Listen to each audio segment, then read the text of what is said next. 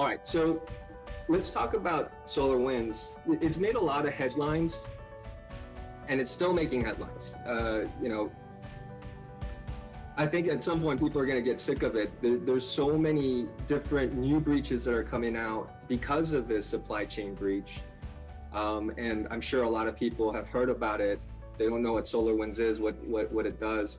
And so let's start off by talking about what it is and what it isn't. And Bob, if you don't mind going over that with us, that'd be great. Sure. Thanks, Henry. Well, the breach it's an unusual and very sophisticated attack. SolarWinds is a tool used by technology companies, or I'm sorry, groups to monitor infrastructure and systems, make sure that they're operating, functioning properly. This type of attack, we mentioned it's known as a supply chain attack, where the attackers came in and corrupted and weaponized SolarWinds' own product to use against their client base. In September 2019, the attackers accessed the SolarWinds systems, and almost immediately in that same month, the attackers used and injected some code into the SolarWinds software, their development supply chain. It was test code, fairly innocuous, and most likely just a proof of concept to see if it was noticed and detected. Turns out it wasn't. In February 2020, they compiled and deployed what's known as, or what's being called as the sunburst malware. The malicious code was inserted into Orion platform. Orion is the product of SolarWinds. That's the issue. And it was released by SolarWinds as an update to their clients beginning in February 20th of 2020. Now, March through May, as these clients had downloaded the malware, that malware phoned home and basically said, "Hey, I'm here. I've been installed, and here's some artifacts to things that I found on the network." Those artifacts then led to identifying who had been infected, and the attackers then basically profiled and probably prioritized the list. And in May is when they actually had hands-on keyboards for the customers that were affected. Now that the hands-on keyboards from the attackers to those clients that were affected was a very extended period of time. It was estimated May 2020 through December 2020 until it was found out. They tried to cover their tracks. So in June of 2020, the attackers removed the malicious code from SolarWinds so that if there were scans, presumably it wouldn't have been found. It was finally found out by one of their customers, FireEye, which was another security, well-known security company. They had some pen test tools that were stolen, and they did a bunch of research and come to find out that the breach came through the SolarWinds product that they were using. And then it was finally released to the public. The attack was disclosed on December 12th. And since then, we've heard a lot of repercussions. As an example, December 31st, Microsoft disclosed that their source code had been accessed. From approximately July 20th through December 20th, the attackers had access to the SolarWinds customer systems and pretty much unfettered access. So out of the 33,000 customers SolarWinds claims using their software, about 18,000 of those clients downloaded the software. Some of those are major government agencies, 425 of the Fortune 500 companies, all of the top 10 telecommunication companies, the top 5 accounting firms, Microsoft, Cisco Networks, Palo Alto Networks. It's been quite extensive.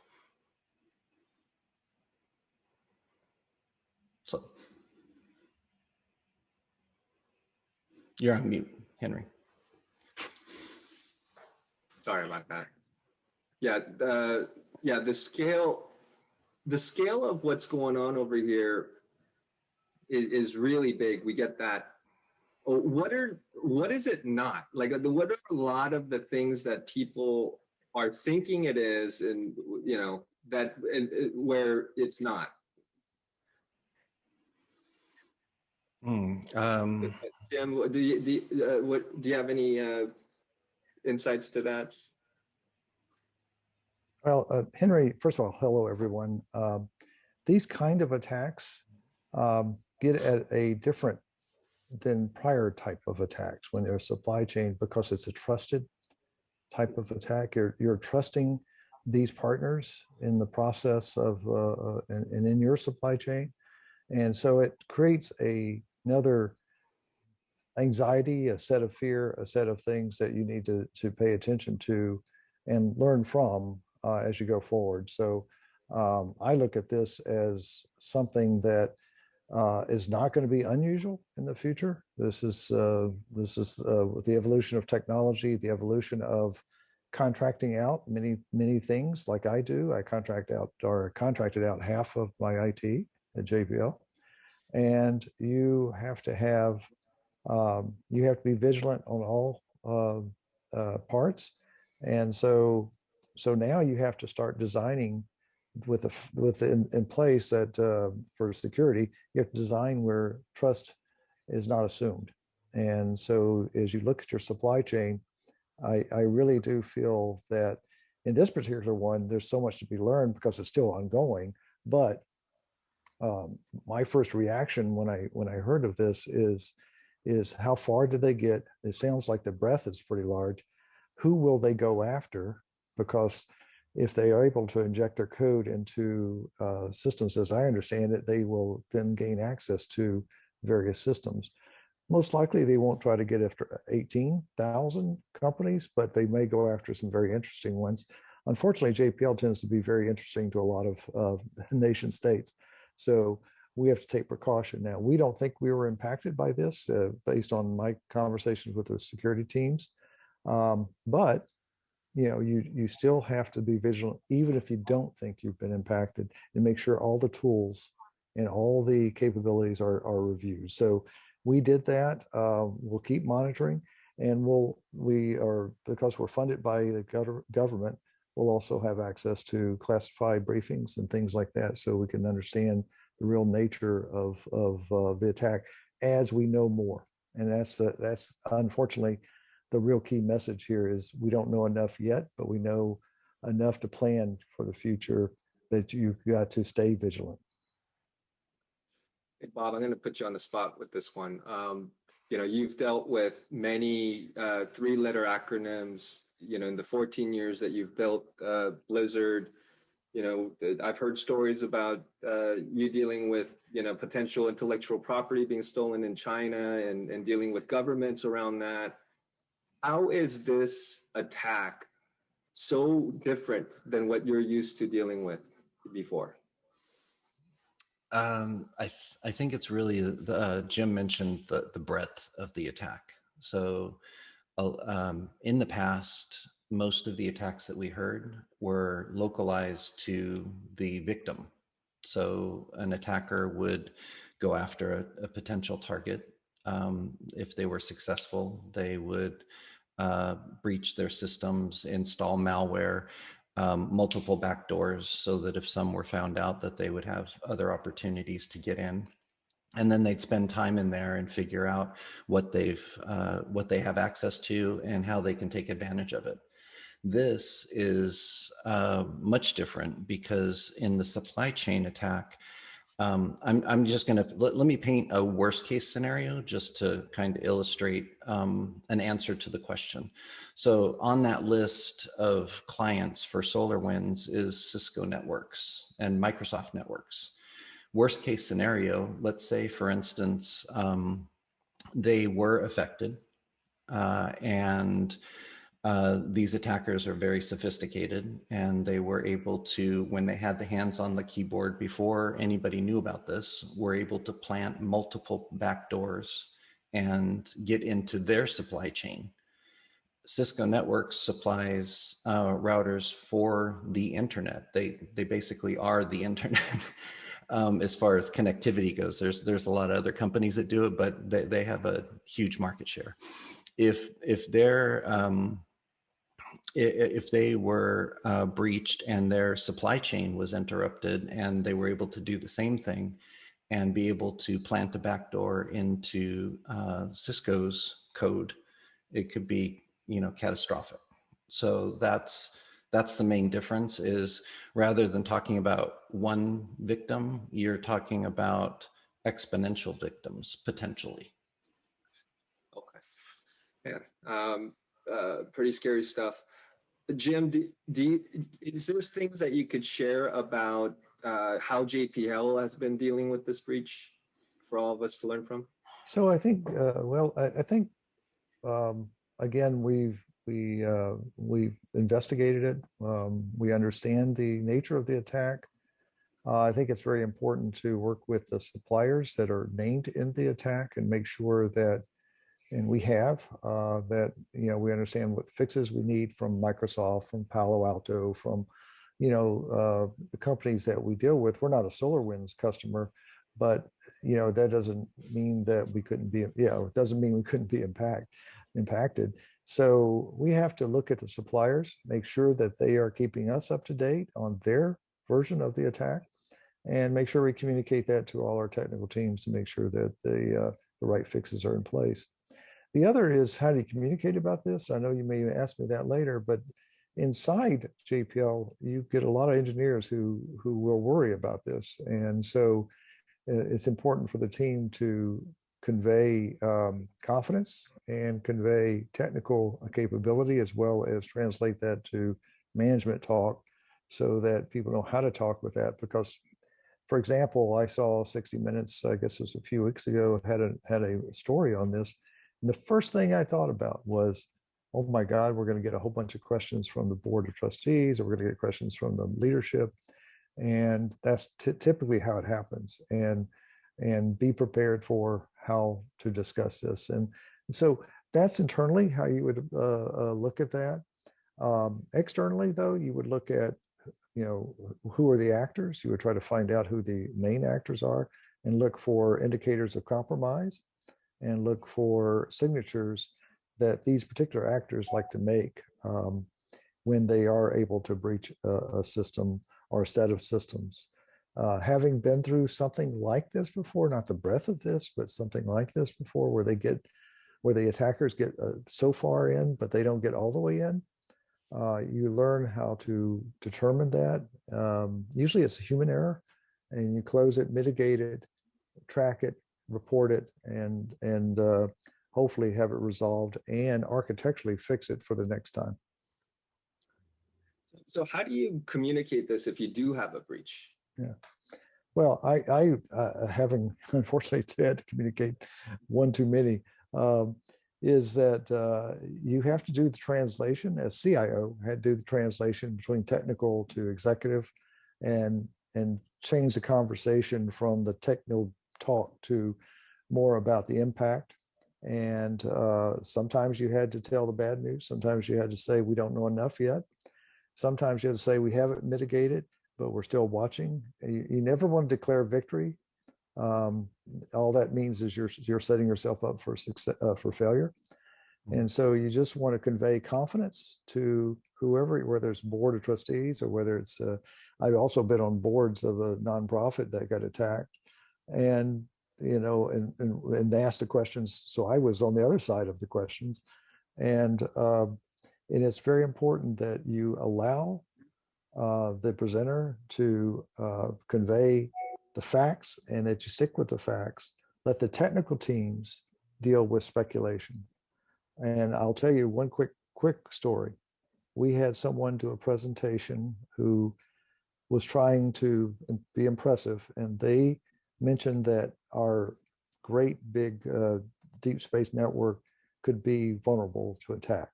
And they tried to demonstrate how that could happen. It turns out that was not true at all. But it worried the executives so much that we had to go through a whole bunch of work to prove that that was not the case. So it's very hard to prove a negative. And so we had to spend that time doing that. So be careful how you communicate. Technical teams need the freedom to communicate the way they want, but control the communication enough, but with honesty, transparency, and fact base versus speculation is my recommendation, having been through this one too many times. Yeah, no, that's good advice because technical teams tend to want to think the worst case scenario in Yeah. case something happens, and that's real dangerous to deal with. Bob, what about you? Any recommendations on how to deal, with customers when it comes to breaches like this? Well, I think that's a webinar in itself, but just at a high level, Jim covered some very good points. First of all, keep it fact-based. Make sure that you're disclosing what is necessary, and also be thinking about what's really at risk as far as the business is concerned, and keeping your communication zeroed in on the risk and how best to mitigate it with the facts that you currently have. As far as communicating to customers, that goes back to my comment about a larger subject, but we tried to always be proactive. And I established a core group across all of many departments. It had representation from legal, from HR, from PR, IT, executive.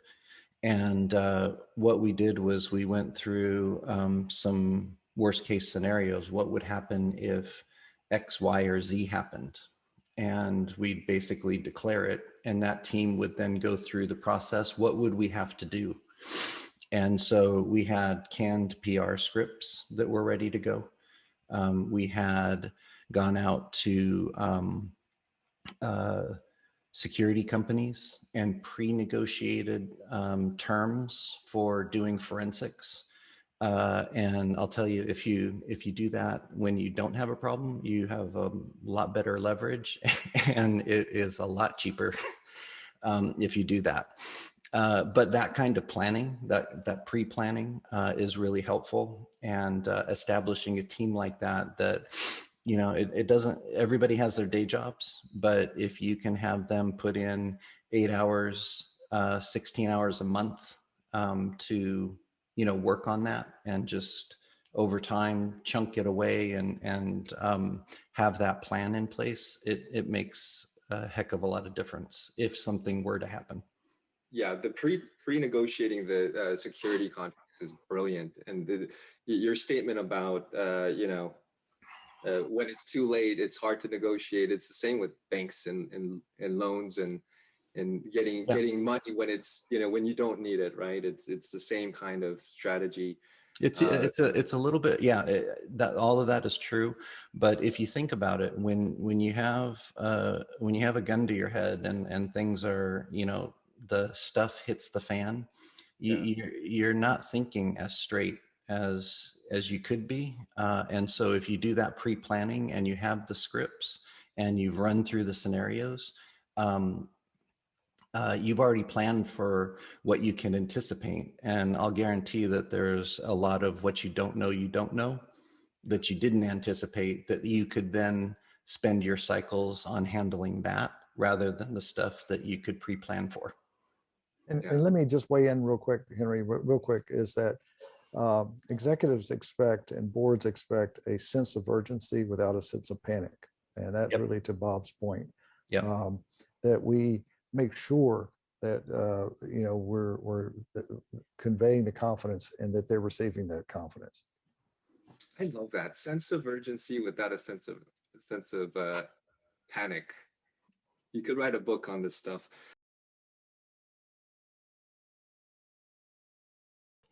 So, supply chain security, when you think about it, Billy was talking about buzzwords. It is a big buzzword right now. Everybody, because of SolarWinds, it's everybody's talking about, you got to have supply chain security. What is that? But what I think I want people to kind of take away here is that, you know, with this, security is such a huge landscape, and when you're trying to leave here and go, okay, can this happen to me? What do I need to think about? Where do I focus my attention? It's really on the kind of two big aspects that, you know, one is supply chain security, and the other is really secure by design that Billy talked about briefly. But so first of all, let me explain what is supply chain security. It's not new, but what does that mean? It's really simply the insurance and the protection that you put in place in like the various layers of like your own business ecosystem that will sufficiently reduce the impact of a breach. So basically, it's just security in your supply chain. I mean, it's really easily said, but very hard to execute. So in this example here, one of the things that I think is really critical to understand and to kind of narrow the focus is one of the things that I get a lot from leaders is, okay, my business is big, it's complicated. Where do I start? I have no idea where to start. What do I do? What do I tackle first? So if you go back to kind of that heat map that we keep referring to back, or that you had those mega processes, well, if you take those mega processes and really all those are what are your kind of business critical work streams, right? So like if, for instance, like if you're in a bank, one of your critical work streams could be like ATM services, or if you're in hospitality, then one of your critical work streams could be reservation systems, right? So really the leaders of the organization should agree upon, okay, what are the top mega processes, critical business work streams? And then you take those and you focus your security and your protection and your secure by design initially there first. And you make the process digestible by doing that. So if you kind of look at this example here, I just kind of got two generic critical business work streams. So if you look at a supply chain based attack, you can see here we've got a supply chain. In that first example, the breach starts further back into the supply chain, and then it kind of progresses forward. One thing to note on here, as it progresses forward, you can see if you compare the two businesses on the end of the delivered service, the top one that has more of a secure by design model, which means layered security, security being thoughtful in the beginning and all of those things, then you really have the breach impact is narrower. It doesn't project farther into the business ecosystem, it's contained. And when you look here at supply chain security, where it comes into effect into this first example, is that you don't have, basically the vendor risk assessment kind of failed here, I would say. Maybe the vendors, this particular work stream or these particular vendors, maybe they weren't researched well, maybe they had security vulnerabilities where they couldn't actually stop the attack from happening before it reached the service, right? Sometimes it's completely avoidable, as we saw with supply chain, the SolarWinds attack. So in this particular example, you see that it started early in the change, but then even though that it failed to stop in the different kind of points in this particular work stream, the end of the delivered services is that when it reaches your company, it is so contained that you know, the impact is minimized. And whereas in the second example, this one we're saying, okay, this particular, so this example, the actual breach happened later down the supply chain, but the breach impact was huge. It was explosive, right? And there's a lot of security gaps. There wasn't a really good way for the business to recover. And again, as they talked about earlier, some of the complexities with supply chain attacks is that it comes from trusted suppliers, right? These are businesses you already trust, so they have a way in. So just to kind of wrap this up, since we're out of time, some of the key takeaways I would like you guys to think about this is that, or some of the things that I think as CEOs, you should be asking your leadership is basically, do we have a grasp on those mega processes? What are those? What are our risk priorities? What is the blast impact, right? Or the blast radius if something were to happen in our business against just those critical processes? Can we survive this? What's the financial impact? And are our investment strategies aligned with these critical business services? Yeah, and it requires, already mapping out your mega processes, understanding how all your departments integrate and work together. And so thanks for bringing that all back there, Nicole. Sure. It's 101. Wanted to get into Q&A. If anyone can stay around, we're in Q&A mode at this point. There's a question about the Microsoft Exchange hack. Can someone go over what that hack is and whether we should be worried about it or not, and how we can deal with that today? I'll try and keep it brief and simple. It's an attack that is currently ongoing, and Microsoft has already released a patch for it. So there's about 4 vulnerabilities that are being used in succession to gain access to email servers, Microsoft Exchange email servers that are out there. And Microsoft has identified it, released patches for it. But I think that there's some companies that are slow to either for valid or invalid reasons, slow to patch the servers. Sometimes there's dependencies that prevent you from being able to patch. And they're still vulnerable, and those are the ones that we're hearing about still today. So this is for on-premise Exchange servers. It's for companies that are running their own Exchange servers, yes. And I guess the differentiator would be Exchange servers versus companies that have moved to Microsoft's Office 365 product, which is not affected. Got it. What about the general cloud? With the supply chain breach like this, everyone's affected. Microsoft, Google, AWS, everyone's affected. What's your general feeling on the cloud? Is it safe? Or should we be worried? So can I jump in on that? First of all, we were early adopters of cloud computing. And so we went through the whole security element early on. And I would say that I felt more confidence in the cloud when I started talking to the security people in the cloud enterprises, and the fact of what they would do and how they would segment. You still have responsibility for your implementation within the cloud. And so you can expose a poorly formed web server. It can still be hacked, whether it's in the cloud or not. It's what happens after that you want to make sure you have a good cloud partner, and that they notify you if they see things, because they provide extra eyes. Now, all that means is, and where we're seeing transformations take us, because transformations have been highly enabling by cloud and cloud computing. What you're going to see, though, is more and more of your data in various clouds, not just the hyperscalers like AWS or Google or the others.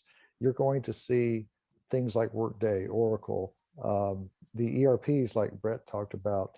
They're going to be delivered primarily and supported primarily in the cloud. So you're going to start seeing more and more, where you're going to be looking at cloud computing as your norm, and data centers as more of the edge computing type or the on-prem for specialized interaction of data. So I see this as a great advantage because you can move at a faster rate, but you also know that you still have to have good security practices. It doesn't come by default, but you get an extra set of eyes if you manage it well within cloud computing as well. Yeah. It's all about the velocity of being able to change your business processes quickly, reacting to market trends.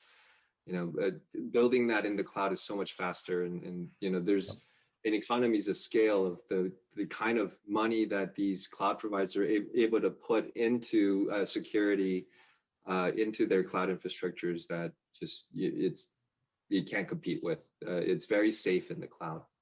Yep.